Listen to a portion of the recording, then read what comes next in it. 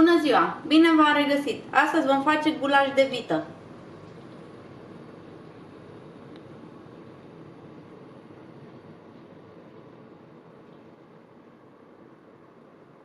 Avem nevoie de 600 de grame de carne de vită tăiată în cuburi, 3 cepe tocate fin, 5 cartofi tăiați în cuburi, 4 morcovi tăiați în rondele, un ardei gras tocat cu bulețe, 5 căței de usturoi tăiați în rondele, frunze de țelină, 2 linguri cu pastă de tomate, o legătură mică de pătrunjel tocat fin, o linguriță cu chimen, 4 lingurițe cu băiat de ardei dulce, sare, piper și 100 de ml de ulei. Pentru găluște folosim 2 ouă, 150 de grame de făină și un praf de sare.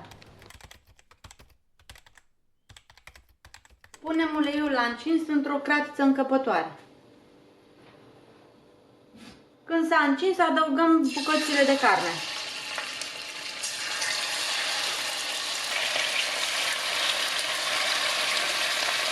Le rumenim bine pe toate părțile.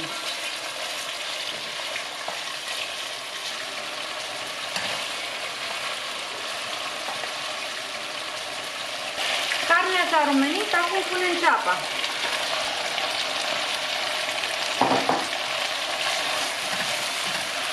O lăsăm și pe aceasta să se călească puțin, amestecând din când în când, cam 5 minute. Tot acum punem și chimenul. Lăsăm în continuare.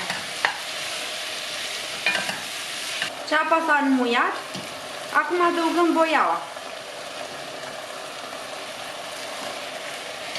Amestecăm și o lăsăm câteva secunde. Nu lăsăm boiaua să se ardă, pentru că va fi amară. Peste carne punem apă fierbinte, cam 1 litru cu apă și vedem dacă va mai fi nevoie. Amestecăm. Acoperim cu capac și lăsăm să fiarbă cam o oră jumate sau 2, în funcție de cum va fierbe carnea. Lăsăm focul mic. După o oră și jumătate carnea este aproape fiartă. Acum punem morcovul, ardeiul, usturoiul, pasta de tomate, frunza de țelină, piper proaspăt măcinat,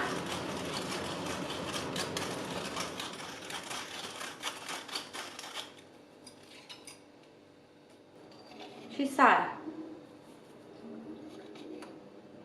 Cam 2 lingurițe. Amestecăm.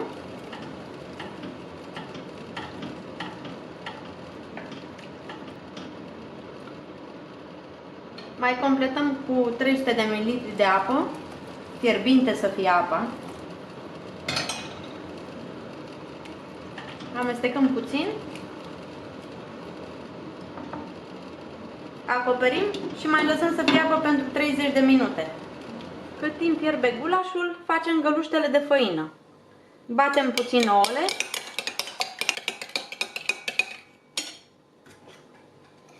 Adăugăm jumătate de linguriță cu sare. Mai amestecăm puțin. Apoi punem făină, puțin câte puțin, câte o lingură și amestecăm.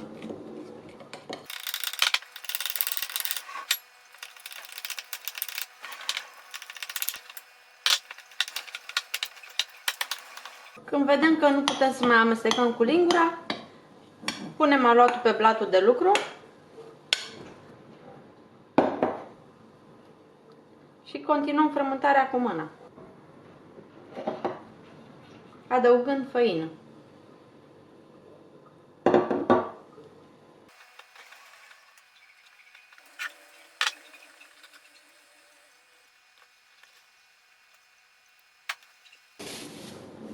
Am terminat de frământat aluatul, acum îl acoperim și îl lăsăm pentru 10 minute la odihnă. După 10 minute luăm aluatul Presărăm făină pe platul de lucru.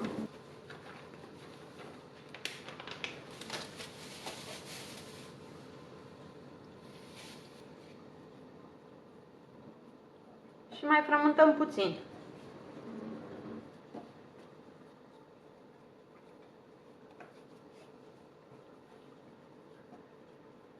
Împărțim aluatul în două.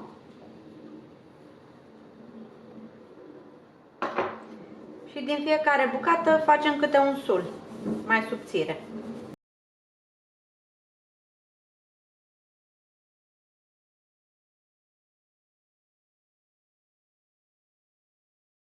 Îl facem și pe celălalt la fel.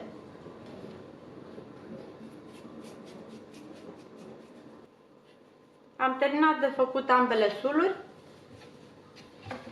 Acum pe un tocător le vom tăia.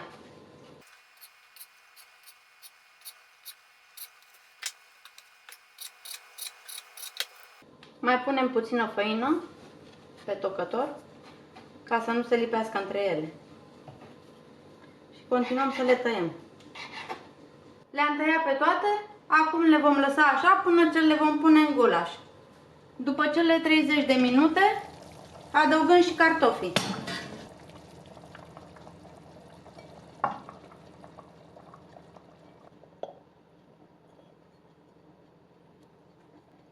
Mai punem sare dacă este nevoie.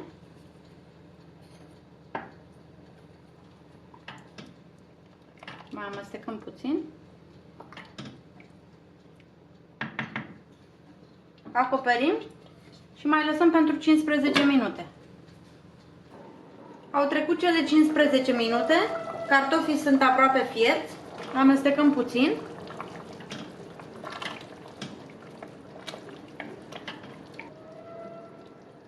Și punem găluștele. Punem una câte una să nu se lipească între ele.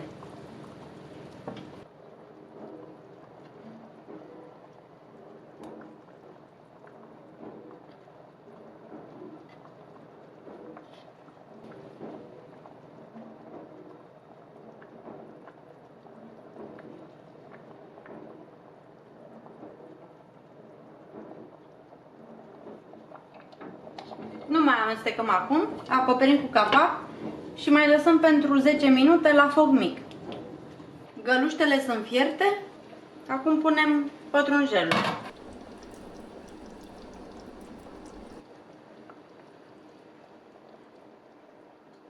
Și închidem focul. Gulașul este gata pentru servire.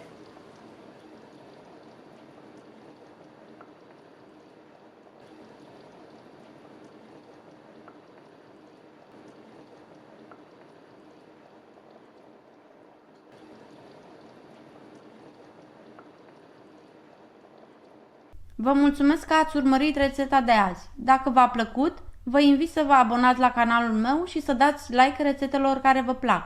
Pentru dumneavoastră este gratuit, dar pentru mine înseamnă foarte mult. Vă doresc o zi minunată!